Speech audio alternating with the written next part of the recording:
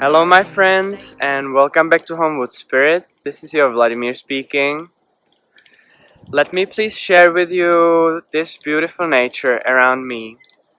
I'm at the moment in sunny Wellington in New Zealand, and I'm here to share with you two things today. The first thing is why you are watching this video. It's about how to carve a Maori fish hook. I have made a pendant from this one. Maybe you can remember it from the movie Moana, and it is quite a big thing here in New Zealand. Maoris were carving it from bones and semi-precious stones called greenstone. They used it actually as a fishing hook, which is quite interesting. And they also use it as a talisman for abundance and safe trips over the sea. I will show you today how to carve it from wood. It is easy. You will need just few things, and I'm 100% sure that you can make it because you are awesome carvers.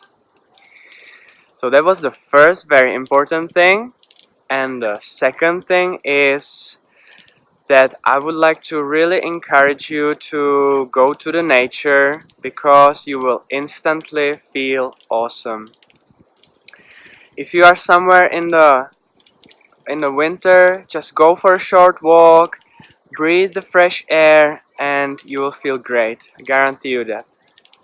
So take your knives, take your carvings outside, enjoy the beautiful nature, and enjoy this video how to carve a Maori fish hook. Take care, guys.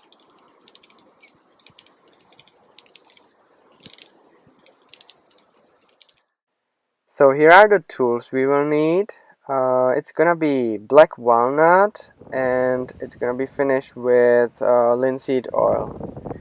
First, what I do is that I mark the fish hook on the block of wood, and sometimes I just have to help myself a little bit, so I use whatever is around. In this case, I've used this tree, and yeah, hold it up against it so I could make the cut with my trusted coping saw.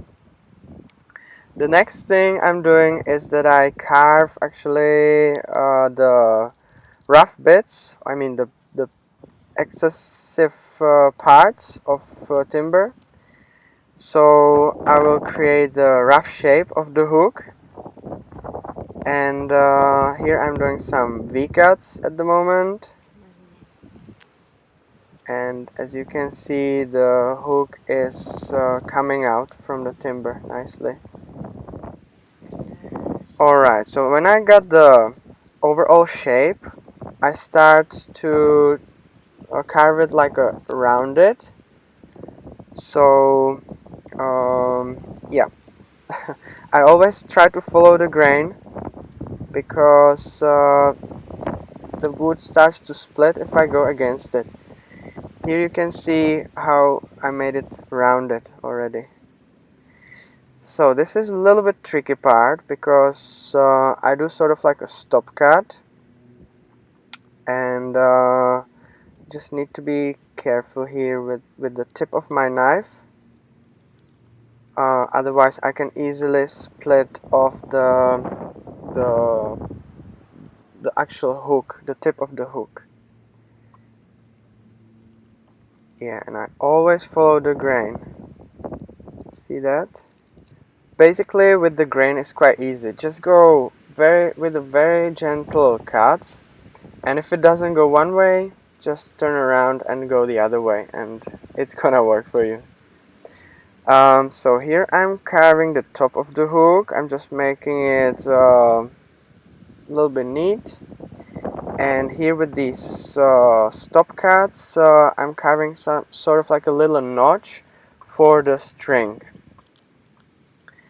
And when the shape of the hook is ready, I am going to take it off the holding block, which was really helpful for me, so I could hold it with that bigger piece, and I didn't have to fiddle with a little hook like now. Now I would like to like little improve the look of the hook, so I decided to actually make another tip down in the bottom of the hook. So again, I'm doing some stop cuts. Here, be a little bit careful, because if you push too hard while cutting, while doing that stop cut, now you can actually split the whole hook, which happened to me before, and yeah, the all work is ruined. So yeah, now I do little neat cuts, then I follow the grain again, go like a little bit downwards with the knife, and yeah, I'm just making it more rounded. So yeah, that was it. And here the linseed oil finish. Look at that.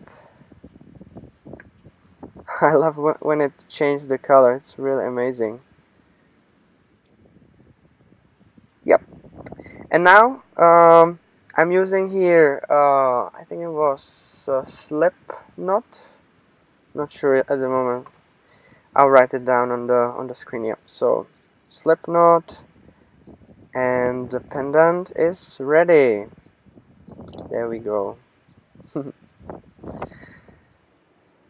And again, beautiful nature. Well guys, enjoy the beautiful nature, and if you want, just make there this hook.